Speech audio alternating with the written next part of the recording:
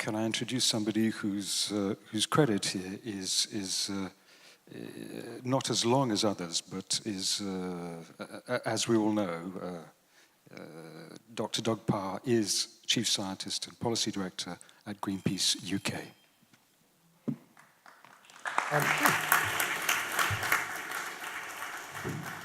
Brilliant, I haven't said anything yet. So when Ian Fairlie asked me to do this, I was expecting to be doing something that looked like an analysis of the Conservative Party government going forward.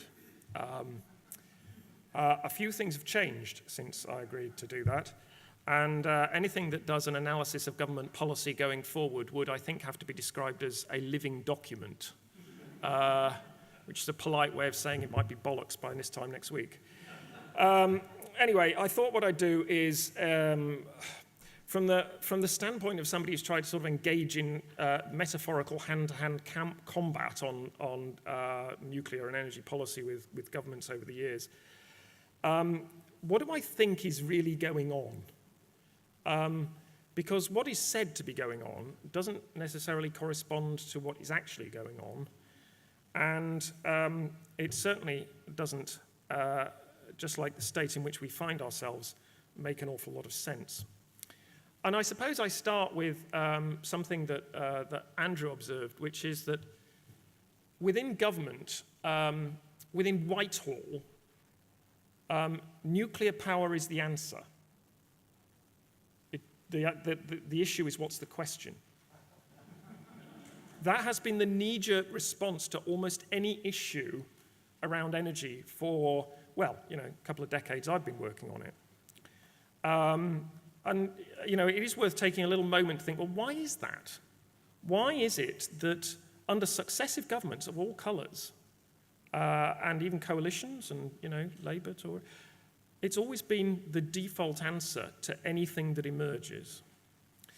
It seems to me, and this is important because at some point we have to establish some kind of counter proposition to knock down what are increasingly shaky beliefs, I think, about why this is the right answer. One of the things, I'm affected by the fact that one of my colleagues who'd worked with me on energy had moved into the Labour Party, and within a few months had become an advocate for nuclear. It's kind of, why is that? Why have you changed your view? And look at it from the perspective of somebody who's sitting there as energy minister. What are you most terrified of? You're terrified, of course, of the lights going out. You're terrified of poor people banging on your door and saying that it will cost too much. You're terrified of being a failure. And therefore, you need to take decisions in the national interest. One of the things, if you're an energy minister with nuclear power, is to fix it, you only need to get a few people around the table. You only need an EDF. You only need a few civil servants. This market stuff, like Tom said, this market stuff is all very messy. Allowing people to do their own thing and, take control. Oh dear, that sounds all terribly messy. Just get a few people around a table and we can sort it out. That's terribly attractive. You think you can get everybody together who can get something done, and you don't need to engage in a whole lot of messy politics and goodness knows what. Because if you think politics is actually reflecting what people want, we'd have a completely different energy approach. You look at I think they're on everybody's tables, seats, sorry. What are the popularity of the different energy measures? They're almost inversely proportional to what the measures that governments are actually carrying out. Fracking is deeply unpopular. Nuclear power is so-so. Renewables is really popular. And yet, as we saw earlier in Molly's talk, actually it's the renewable funding that's been slashed. Now, and I think one of the most corrosive things is TINA. There is no alternative. We haven't got the option. Just like the minister who came into Andrew's office saying, we've got to take a decision on this because there's nothing else we can do. There is no alternative. Tremendously corrosive. And the other thing is about the momentum that builds up that makes it terribly difficult to row back. Once you've got momentum behind stuff, it becomes more and more difficult to row back. You can't stop. Oh, we've nearly got to Hinkley. Oh, just a little bit more to get it over the line. We can do it. We can do it. We can't pull back now. It's too embarrassing. Theresa May almost pulled back. She said, we're going to review Hinkley again. I can't imagine how anybody could review that and still think it was a good idea to go ahead. It was partly because of the, singular smart and good judgment with which she has become associated. But it was also because it was just very, very difficult to pull back. And so there is a crucial period coming up now when the same thing could happen on the other new nuclear plants. Because at the moment they're in a mess. I may have a chance to cover it. Steve Thomas did beforehand, before lunch. They are in a mess. So stop that momentum building to the point where even something really stupid still happens. We are in a post-election period, as we are extremely aware. One of the things that I noticed before the election was that for the first time in my experience, a major party failed to speak enthusiastically about nuclear in its manifesto. Curious. I was very surprised that the Tory manifesto didn't mention it once, except in the context of nuclear safety.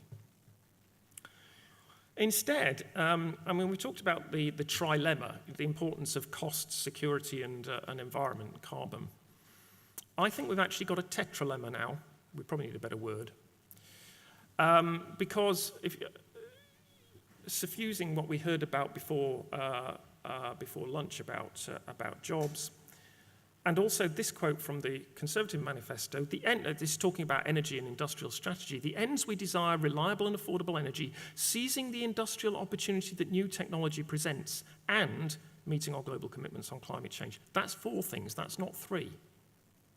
Jobs and economy is now a component part of what needs to be the energy policy of the future. We haven't had one for an energy policy for quite some time, but it's got to tick those boxes as well as the standard ones that we've seen over the years. Well, I could give you a description of the various policies that the Conservatives committed to. I don't think I'll bother because, who the hell knows, and I don't know what the DUP thinks about all this stuff anyway. If they think anything at all. So let's just skip that. But I think what we can say is that there is a period now where there is an openness about what to do that we haven't seen in quite some time, probably for at least 10 years. The Tories committed to a cost of energy review. That was the brainchild of Nick Timothy, close confidant of Theresa May, now dearly departed. Not dearly departed, and Ben Gummer, who the electors decided should be dearly departed. So its status now is unclear, but I think there is no running away because there is even in the knee-jerk positive Whitehall a recognition that on nuclear we can't go on like this. It's just too awkward and embarrassing. Now, so where are they going to end up? It's really hard to say. I've been looking at this stuff and energy for many, many years. And I'm now thinking, I genuinely do not know how this is all going to shake out and which way this is going to go. What I do know is that there is a tremendous opportunity because new nuclear is on the rocks. Steve Thomas described that brilliantly before lunch. It is on the rocks. Nothing further is going to go ahead in this country without a big wodge of taxpayers' cash. Either government chooses to put a huge amount of money into nuclear, taxpayers' money, not bill payers' money, taxpayers' money, and to own the plant, or it's not happening, period. But that could happen. So deflecting TINA, deflecting the idea that there is no alternative, that this is the best and most dependable source of electricity, is the job over the next few months. Because I think the timescale is probably towards the end of the year, but see my warning at the beginning of the talk about living documents. That's the timetable, I think. And we have some significant things on our side to affect these shibboleths, these myths that sit within Whitehall. One is the costs, but we are also going to find that even the existing arguments in favour of nuclear, which if I summarise as being the only source of power that gives dependable, large-scale, low-carbon power available. That's been the mantra for quite some time. We are about to find that offshore wind is cheaper. Dave Toke showed a very good graph illustrating the different costs. There's an auction going on for offshore wind contracts. The results will probably come out on the 11th of September. It will show that offshore wind is now cheaper than nuclear. There is almost no limit to the level of deployment of offshore wind around the UK coast. There are many good sites. There will probably be some limits from environmental impacts of birds and potentially offshore mammals. But at big scale, it is, in a way that it could be argued that onshore wind and solar are not. I happen to disagree, but it can be argued that those two technologies cannot be deployed at scale. So now you have a big, scalable, cheaper option that provides power a lot of the time. Scottish Power have said that their offshore wind farms generate power 98% of the time. They don't generate, full power 98% of the time, but they do generate something 98% of the time, which, knocks one pillar out from the idea that we have an intermittent form of power if we go down the renewables route. We know that there is, albeit weak, but an anti-correlation between wind power and solar in the UK. If you've got wind, you haven't got solar. If you've got solar, you haven't got wind. It's not perfect. Don't pretend that it is, but it's there. The costs of renewables are going to keep coming down. If you do a snapshot now, my guess is that when you throw in system costs for building a system that can accommodate all our advanced renewables and solar, the comparison with nuclear would be pretty tight, pretty close. But the difference is the wind costs are coming down. Offshore wind has come down by 46% in 5 years. Anybody who's any idea that these cost reductions are going to stop now is living in cloud cuckoo land. They are going to go on. Battery costs are coming down. We know that too. Germany actually just let a contract for a subsidy-free offshore wind farm. The bill payer is paying nothing as a top-up. We won't reach that in the UK for reasons that I haven't got time to go into, but it's there. So what are the things that we need to deploy as arguments that will resonate in Whitehall to knock over these things and this is important, need to be reflected in the wider media, political and country debate, because Whitehall is a bubble, but it's not a complete bubble. Unreliability. They talk a lot about the nuclear power being secure. You know what's the most useless for security? The power stations that are most useless for security? It's the ones you're expecting that never show up.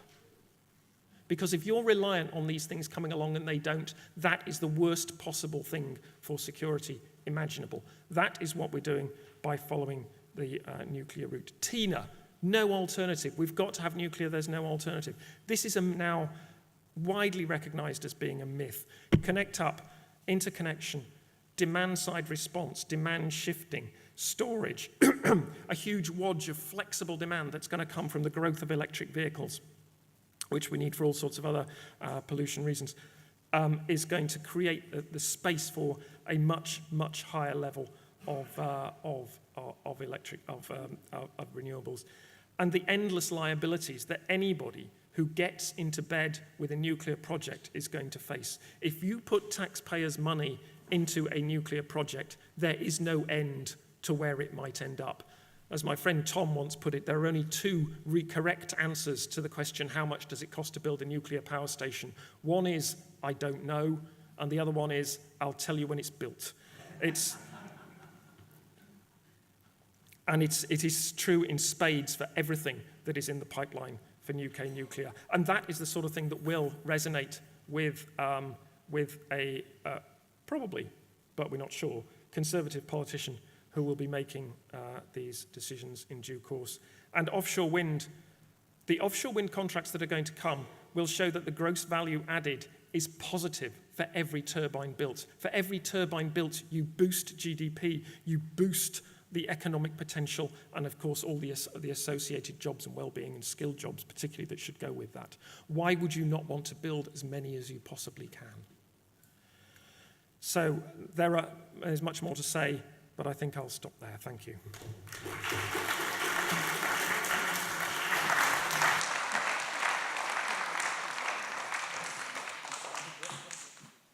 Thank you so much, Doug, as usual. Can I just add as well, too, that given the coming renewable evolution, which is essentially a fact, one imagines at a time that everybody is, particularly the young, are worried about the future. We're all concerned about global warming. We're all concerned about and energy is key to a modern society.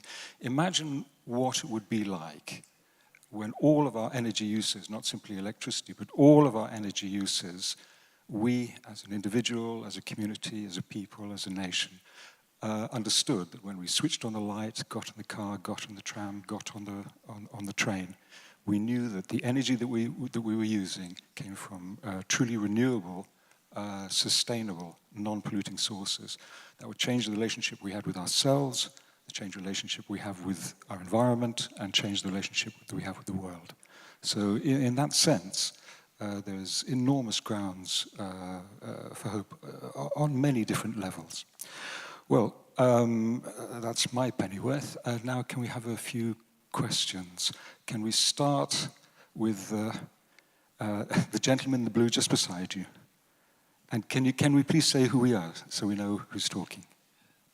Thank you very much, Julian O'Halloran, writer and broadcaster. My question is really possibly appropriate for Doug Parr, maybe one or two others. It was mentioned earlier on that EDF was going to have to find 4 to 5 billion in development costs of Hinkley Point. We're also told that the price is the key thing of the electricity that is being bought at Hinkley Point. My question is really, let's just assume that Hinkley Point does go ahead. At what point does the consumer become on risk for the surplus amount of money involved in that £92.50 per megawatt hour or whatever it is, that is about double, I think, the current wholesale market price of electricity? Is it just the consumer that is on risk? Is it the shareholders as well? We obviously don't know. It's been speculated that it might be the taxpayer too, because the government may have to take the whole bang shoot over at some point in the future. Sorry to ramble.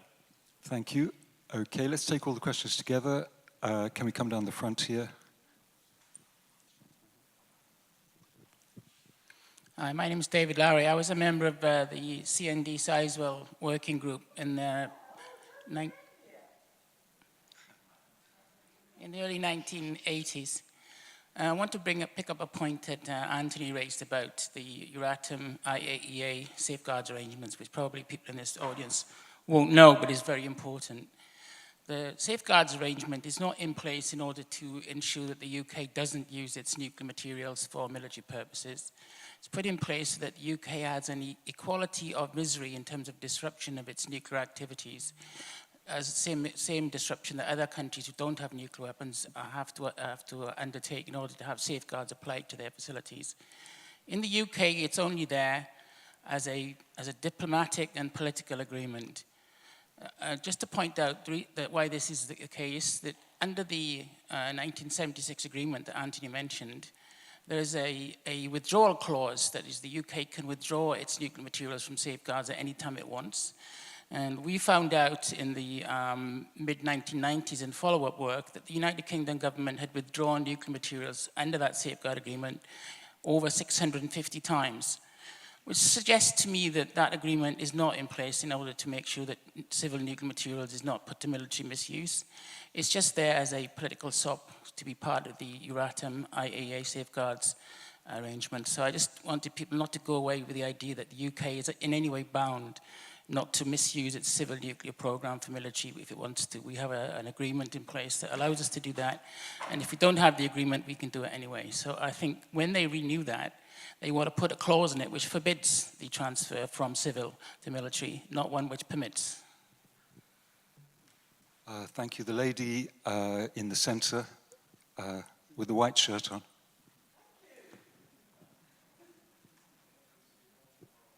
Sorry?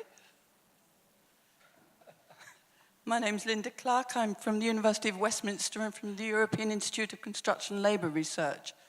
And I'm glad that the whole question of energy efficiency has been raised, but I would plea for much more attention to be paid to the construction sector, which is responsible for 40% of emissions, and it's in a crisis, and it's in a terrible state. Apart, of course, from the nuclear sector and from the engineering construction area, which has one of the best collective agreements in the country, and where employment conditions are relatively good. I've been going around power stations, Sellafield, Sizewell, talking to engineering construction shop stewards, and the problem is the rest of the industry, the whole vocational education system's collapsed. It's hopeless to talk about going from nuclear to renewables when there aren't the workers who are being trained to do that. And you need to be able to it's not just the system, the construction training's collapsed. There's hardly anything on training renewables or low energy construction that exists. So really, I think it's time we really got to grips with what's going on and what needs to be done in order to go from nuclear to renewables. Do something like the electricians and tar sands in Alberta who are setting up training schemes for electricians to go in and do solar installation. Thank you. Thank you. Just time for one more question. Perhaps this gentleman in the yellow shirt. Thank you. My name's Clive Ellsworth. I co-founded Citizens Climate Lobby UK in 2014, so climate is my main concern. And as I understand it, the hope is to stop emitting, for the whole world to stop emitting sort of 2050, by which time we'll have reached 450 parts per million. The ice will be melting somewhat faster at that point.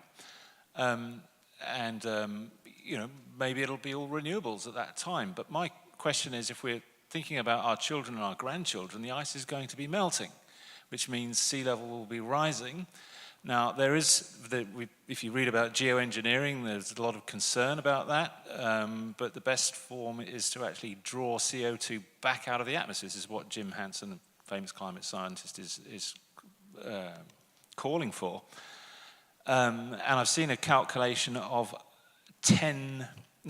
between 1 and 2 million gigawatt years of energy required to get the CO2 back out of the atmosphere. So if we're if anybody's thinking about doing that and avoiding the kind of sea rise that you're going to get with a 2 degrees sea rise, then my question is, there's not been mention of liquid fluoride, thorium reactor, whatever they are, liquid. Would anyone on the panel be in principle against one of these modern liquid-fueled nuclear reactors that burns nuclear waste and does it at the same price as renewables? Okay, hang on, right. Can I end the questions here and can just, in my role as chair, can I just address, just give us a moment. Let me address two issues.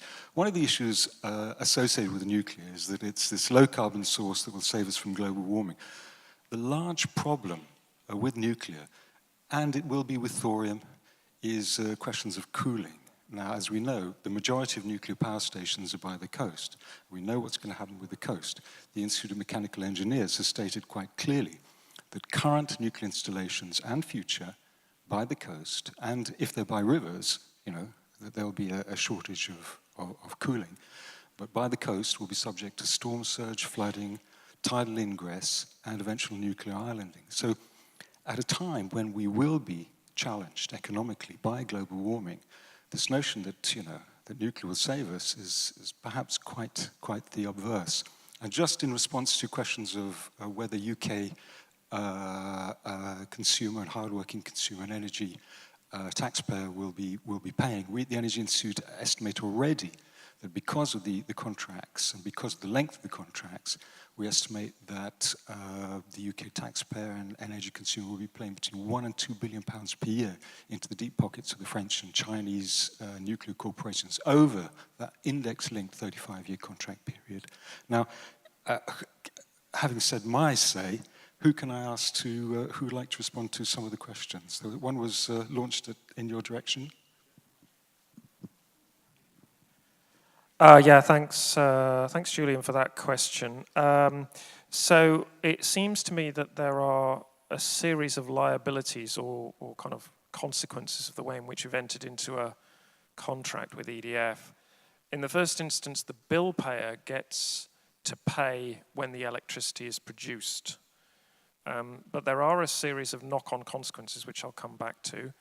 The taxpayer is on the hook potentially through the loan guarantees. I think Steve Thomas mentioned that this morning. If the state will loan money, probably to China, with some strings attached, and if Hinkley overruns, then we'll have to end up paying out. Sorry, if? Well, I mean, one likes to keep an open mind. Well, yeah, I do like to keep an open mind. But the taxpayer is also on the hook for any accident liabilities over £1 billion. And as Tom pointed out, we actually pay twice because there are curtailment clauses in the contract with Hinkley, which means essentially it doesn't get curtailed. So if there's too much power, as there will be on a summer's day, on a sunny day in summer in 10, 15 years' time certainly, everything else has to be switched off to make way for Hinkley. And I'm expecting that those similar contracts will be, clauses will be in the contracts for other stations. Just let me point the question about skills, because I think it's an important one. We will be doing some skills, not on the nuclear front actually, but on the North Sea oil and gas front, because North Sea oil is declining. It is going to decline. There's no way around that. So what is the opportunity for workers to continue to have good jobs on the East Coast? And the answer is there's actually a huge renewable potential, and there's significant crossover between the skills. Now, it's not addressing the nuclear question, but actually at a macro level, you can see that the SNP and the Conservatives both put in very strong support for North Sea oil and gas. Now, you can see why they did that, but if we're serious about hitting 2 degrees, there's only so far that stuff can go. At some point, a line has to be drawn.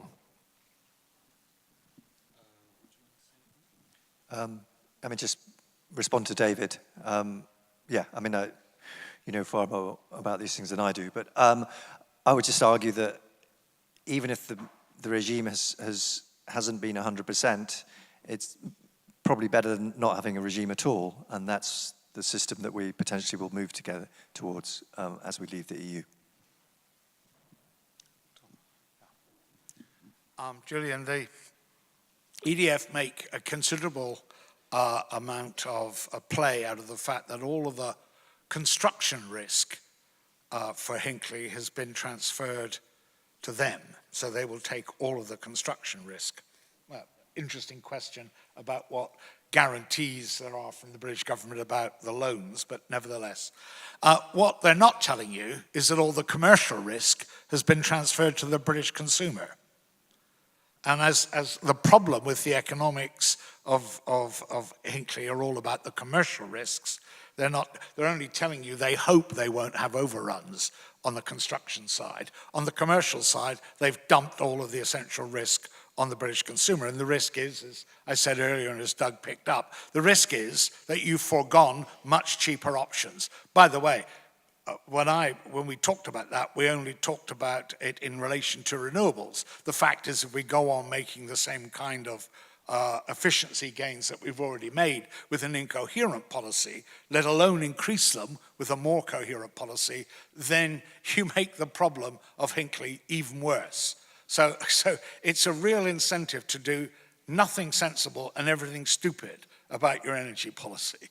And just to pick up on the geoengineering and the prospects from that, Clive.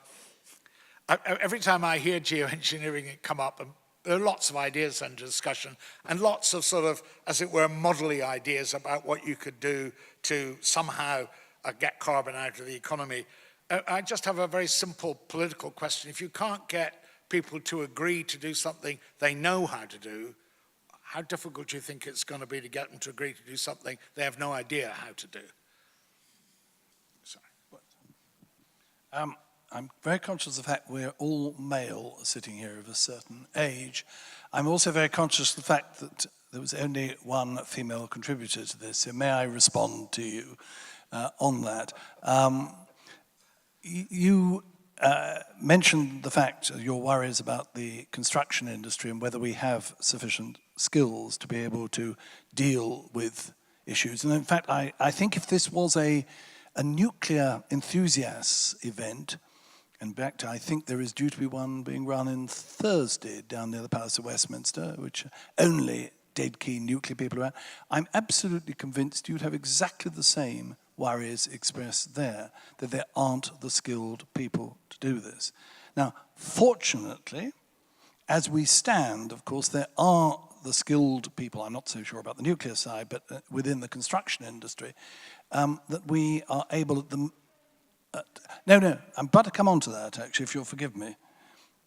We don't do training in the construction industry, basically because we have been able to draw trained people from elsewhere in Europe. Very much as we're able to do with the health service, we rely upon medically trained people from elsewhere in Europe and indeed elsewhere in the world. That position may well not remain valid after April 2019. If that is the case, then we are going to have to start retraining, or let's start reopening the training schemes, which you quite rightly say the construction industry has abandoned, and indeed the government helped for that. Over the last 30 years or so, the construction industry has been terribly reliant upon an ever-aging workforce, plus bringing in more skilled people from other countries. If I understand what the Vote Leave side wanted to say, we have to take back control. That take back control will have to mean that we will start to, at last, to train people in the construction industry, because otherwise we will end up with the sorts of construction faults which the Daily Mail have blamed upon the greenies. But if it does prove that the problems in North Kensington were due to the construction industry, and I have no idea any more than anyone else does as to whether that is so. I think the Daily Mail thinks it's so, and thinks that the construction, because it covered insulants, therefore it's the greenies to blame. I'm not sure any of us would reach that conclusion yet, but we could reasonably reach the conclusion that whatever answers we're trying to find, whether it's to improve the insulation of buildings or whether it's to build new nuclear power stations or renewable, we do need a far better trained workforce, and we don't have, as you say, the arrangements to actually ensure that we've got sufficiently skilled people to deliver that. With those wise words, can I bring the session to a close, and can we please thank our speakers in the normal way?